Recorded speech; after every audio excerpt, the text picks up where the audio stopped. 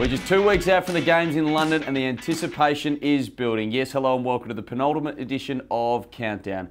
Coming up a little bit later on in the show, we're going to catch up with Opals legend Trish Fallon.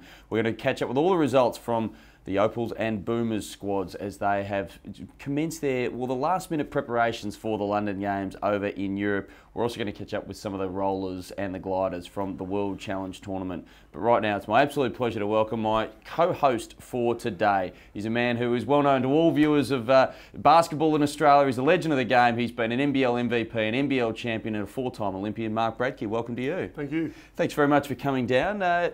Couple of weeks out for the games. This must be such an exciting time for a player. I think it is, and especially playing against quality opposition. The Boomers have had a couple of games now against Spain, and to sort of test yourself, there's a lot of talk saying that Spain, USA is going to be the gold medal matchup. So to test yourself against the best right before you go in there, you get a real feel, because sometimes when we're over here, we're training camps, you're playing against yourself all the time. It's a little bit hard, but to actually get quality opposition is a huge bonus for them. Well, let's jump straight into those results. We've had a couple of matches already against the Spaniards, and we know that they're without Ricky Rubio, one of the most exciting players in the world game, because he wrecked his knee in the NBA season. But they're still such a potent lineup, and the Boomers have lost both the games, but only by narrow margins, 6 points in both matches, or less than 10 in both matches. It's what do you take out of those things, results? Oh, I think they're great results. Yep.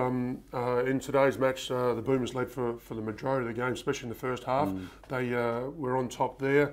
Maybe they wore us down a little bit towards the end. You're playing, it was a pretty hostile environment there today. I was watching on the video, and the crowd were right into it.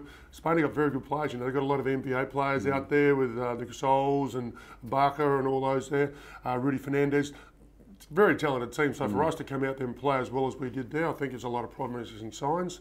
David Anderson's only just come back into the team, so he's fitting in really well. He had a bit of foul trouble today, but actually a lot of the guys who are playing in Spain played very well, so whether they felt more comfortable playing there with Newley, Joe Ingles and Dave Barlow. So look, I think Brett Brown will be very happy and excited the way the Boomers are playing.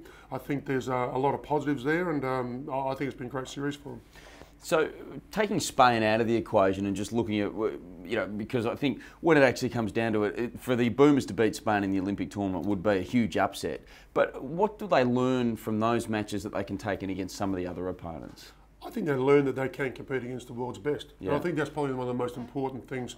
Right now, you don't want to be changing too much of your offences or your defences. You tweak a little bit, you fine tune it. But it's about building team morale, confidence, understanding everyone's roles, and I'm sure that Brett's still going through working out the exact fine-tuning some of the roles for some of the players. We've still got a couple of people injured. So, yeah, right now, I think what they're going out of there is just understand that, hey, we can compete there. You don't want to beat them now, you want to beat them in a couple of weeks' time. Yeah. So get it close, see how you do. Maybe Brett might have been holding a little bit back. I'm sure the Spanish coach's doing the same thing. Hold a little bit back and just see what happens. Yeah.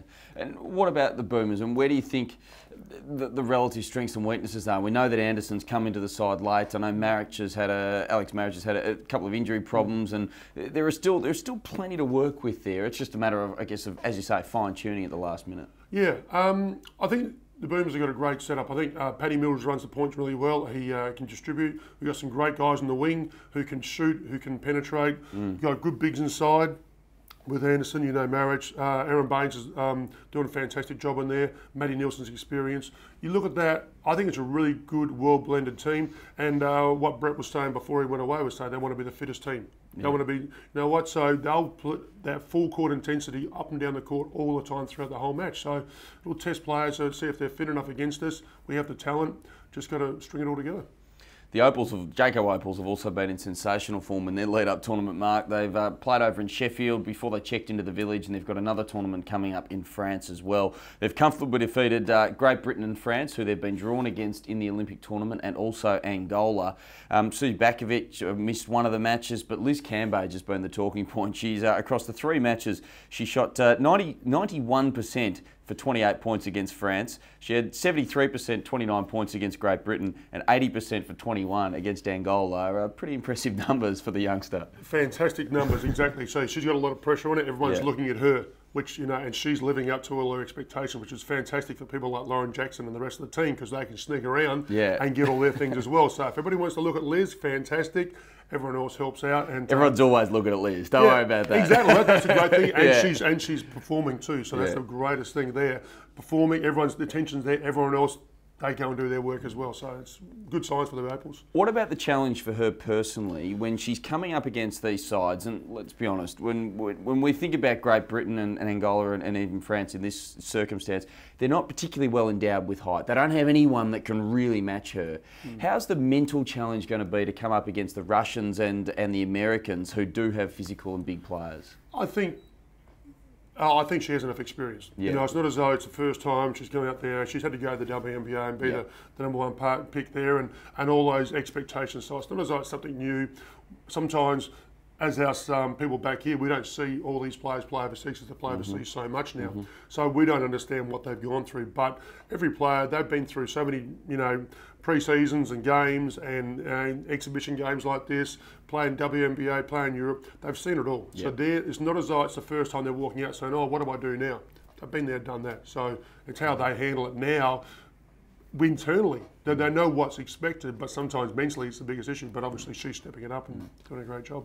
Thinking not just about the Olympics, but also the Paralympics, which are coming up just following the Olympic Games in London. The rollers and the gliders are both gold medal chances, and they've started one of their main lead-up tournaments, the World Challenge in Sydney. The rollers, the men comfortably defeating Great Britain, and the women comfortably defeating Japan. Now, last week I had Robin Marr. We had Michelle Brogan actually in the chair, and she said she'd had a bit to do with the Paralympic program, the wheelchair basketball program. She'd even sat in the chair and actually tried to shoot a few baskets and play the game. Have you had any similar experience? Many years ago, and it was very difficult. A lot more stress on different parts of the body. Yeah, you know, we had a lot more running. Shoulders and arms were you know, shot after about 3 or 4 minutes on there. But you know, you make advantages. You know, whether it's able-bodied, disabled-bodied. You know, tall, small, fast shooter, good shooter. Yeah. Quick on the court, we all have to make our adjustments and you know and strive to be your best, and that's the greatest thing, that all these athletes, whether it's in the Olympics or Paralympics, you're going to test yourself against the best, and that's what I miss about playing basketball, is going to try and challenge yourself and seeing, you know, you're good in your little pool, but hey, there's a big world out there, see what's going on. So that's the greatest thing about it. Yeah. Well, one man who is going to get that opportunity, not for the first time, at the Paralympic Games over in London is rollers captain Brad Ness. And Countdown recently caught up with Brad and also his coach, Ben Ettridge. What is the secret to the Royals' success on the floor? You know, you guys seem to have plenty of scorers, a lot of distributors, guys that want to do the hard stuff for the, you know, I guess for the name across the chest. You know, is it the balance, or is it a couple of stars that kind of stand out? No, I think it's the character of each individual we have in the team. If you go and talk to the guys and you find out about their background and what's happened to them to be, you know, in the team. It's not like able-bodied sport where someone might grow up and just want to play that game. No, something has to happen to you or have happened to you to play our sport. I suppose that's a bit of a beauty about it. It's almost like you've got to have an accident or be born with something to actually play our sport. And you look at the character of each of the guys, they don't do it for any other reason, but they love sport. And the sport they now love more than anything else is wheelchair basketball. And you just got to talk to the guys and understand that they just want to be a part of something big, and they want to contribute in any way possible. And if that means they've got to go and block for 40 minutes, they'll go and block for 40 minutes. They don't care. They just want to be a part of something big and a success of the group. And I think that's a massive boost for us, or a massive help for us going into these big tournaments, because you've got 12 guys that'll just do anything for one another, and it's because of where they've come from and what they've had to overcome to be there, and they just want to achieve. And that's it. That's all it is. Yeah, Ben, there are probably a handful of countries that seem to sort of stand out above the rest of the pack, and as the coach and the leader of the program, do you think about what we're doing in terms of camps and those sorts of things with those other competitors in mind, and sort of building on our strengths, focusing on our weaknesses, and then maybe taking into account what some of these other countries are doing? Most definitely. We spend a lot of time as a coaching staff sourcing videotape, watching games, following trends of other teams. Our database is quite extensive. We've got 2 assistant coaches plus myself, which pretty much work full time to get the one up on our opposition and know exactly what they're doing. We'd like to pride ourselves as a staff that we know what they're going to do before they do. We dedicate a lot of time to that, and I think that level of preparation that we go through enables the guys to go out and execute how we want them to execute. They have 100% confidence in what we're doing, and we try and build that confidence in them so that they can go out and follow through, knowing that we're prepared for every situation and what other teams might throw at us, and not have any surprises or anything pops up that we're not, any situation come up throughout a tournament, whether it's on court, off the court, that we haven't gone through at least 3, 4, 5 times before we get there. Great to catch up with Ben Ettridge, the Rollers coach, and Brad Ness, the captain of the team who are looking to defend their Paralympic gold medal, which they won in Beijing, and they are the red-hot favourites for London.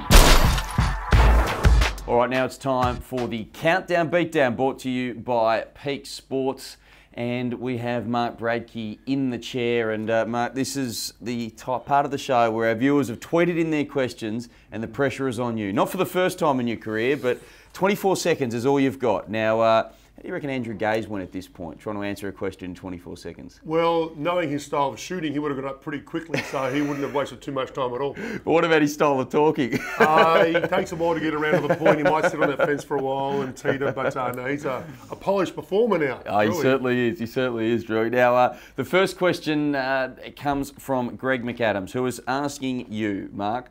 The Boomers have strengths in all facets of the team. What do you see as their Achilles heel?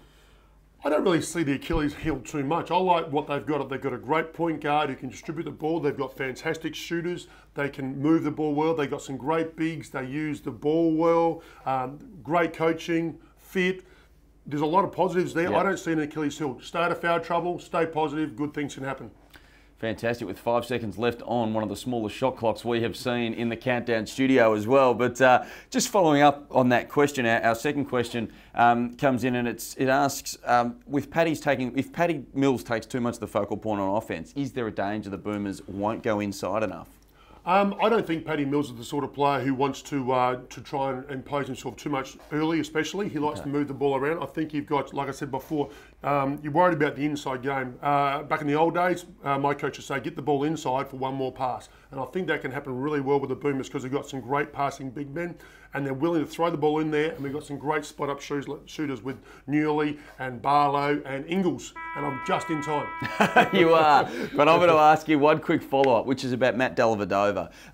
You must have seen a bit of him play and certainly be aware of what he can do. What do you think his most significant role will be on the team? Will it be as a shooter or as a distributor or as the architect of the offence? The architect, definitely. Speaking to Brett Brown before the Boomers headed overseas, Brett was very upbeat and thinks that Dellavedova, he is really the court general out there. Come down some crunch times, he may be the person that they call upon and maybe push Paddy to the shooting spot more. Dellavedova, great passer, great maturity for a young fella, and there's a lot of upside for him, especially controlling the tempo and controlling the team, offensive, defensively, watching some of the games. He loves to talk, loves to let people know what's going on, and that's vital when you're a point guard to express what's going on. Fantastic. Mark Bradke, our guest host with me today on Countdown, and that is the Peak Sports Countdown Beatdown. Now it's time for our last segment of Countdown this week, the Countdown Conversation, brought to you by Sporting. And joining myself and Mark Bradke on the line is one of the all-time greats of the Jayco Opals program, Trish Fallon. Trish, welcome to you. Thank you. How are you all? I'll speak on behalf of Mark, so we're very well. It sounds like you're in a little bit of a wind tunnel there, but we're a couple of weeks out from the games in London. As a keen observer of women's basketball, being one of the administrators of the Sydney Uni Flames and the WNBL, this must be an exciting time for you as well. Yeah, no, it's really exciting. It's hard waiting for the games to begin, and I've sort of been keeping an eye on the teams and how they're going, and they're obviously doing very well. So I think this is the best lead-up they've had at any Olympic Games, so that's promising for the team, and let's see what happens at the Games. Well, we are just 2 weeks out. Each week in the Countdown Conversation, we focus on the number of weeks there are until the Games tip off, and this week the number is 2. So The question, I'll put the question to both of you, but Mark, I'll be kind to you. You can have it with notice. We'll give you a minute or two while Trish answers. How much can be achieved in the last 2 weeks before an Olympic Games campaign commences? And what are the biggest things to focus on? Trish, from a Jayco Opal's perspective, what do you think that Carrie Graf and the team would be looking at? I think the most important part for the team at this stage, 2 weeks out, is getting some really good consistency across the board, both ends of the floor, obviously. I think our trademark is great defence, and I think that's coming along really well from what I've seen from the few games they've had already. And offensively, I think players need to find their place in the team and what their role is, especially with Penny out. I think that changes the mix a little bit. So I think players will be trying their best to sort out where they come in, whether they're a starter or whether they come off the bench. So I think just consistency across the board is the main part of it. And Mark, what about from the Boomers? Is it similar things, or are there a slightly different edge to the way that the teams are prepared? Because we know that the Boomers haven't had as much time together as what the Opals have had. Yeah, a lot very similar. We want to make sure that they're all comfortable knowing their roles. I think get up a lot of shots, probably new rings there, not used to shooting on those rings, so plenty of shooting, get that touch, get that confidence up there, settle into the village lifestyle, go around, do all your things, find out what's going on, then refocus. You can't let people say, no, you can't go out, can't do anything. Let them explore a little bit, but then come back and understand this is what we've worked for so long for. Target your goals there. So, I think it's just about fine-tuning, tweak all those little injuries, like with marriage maybe, shoot, get confidence, feel good about it. A bit of a random one to both of you. I heard some reports during the week that some people haven't been so happy with the accommodations in the village and the size of the beds, only about 180 to 190 centimetres long. How annoying is that for the bigger people like the basketballers?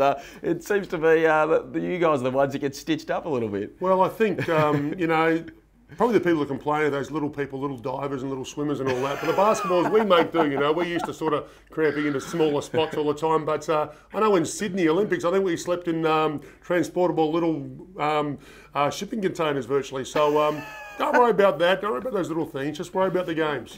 Trish, did you enjoy your experience of the transportable shipping containers? Yeah, it was great. That compared to the Athens Olympics where the accommodation wasn't that great. But you know what, it's all part of the games, and then they always sort themselves out in the end, and no doubt the basketballs will get looked after. And like Mark said, it's a great experience, and there's always hiccups along the way, but you're there for the bigger picture of, playing the games and getting out there and winning some games and hopefully coming home with a medal. And along the way there'll be things happening all the time, and that's the way they've got to handle adversity in all shapes and forms. So hopefully it all sorts itself out and they're all happy. Well, Trish, thank you very much for joining us on the Countdown Conversation this week. And most people in the basketball community know that you've had a new arrival to your family in the last 6 months or so, and you might even be staying up late during the nights to watch some of the Jayco Opals games over there in London, I imagine. Oh, I will be. I'll be up all night. No problem at all. Fantastic, Trish. Thank you very much for joining us. Trish Fallon, our special guest on the Countdown Conversation. Our special guest right throughout the episode of Countdown today, one of the greatest players ever to pull on the Boomers singlet, Mark Bradtke. Thanks very much for joining us. No, thank you. Good luck to all the Boomers and the Opals. Fantastic stuff. Thanks again for your company on Countdown. Thanks very much to our sponsors, the Australian Sports Commission, Jayco, Peak Sports, Spalding, and also Sporting Pulse. There's only 2 weeks to go. We'll see you again next week for our last episode of Countdown.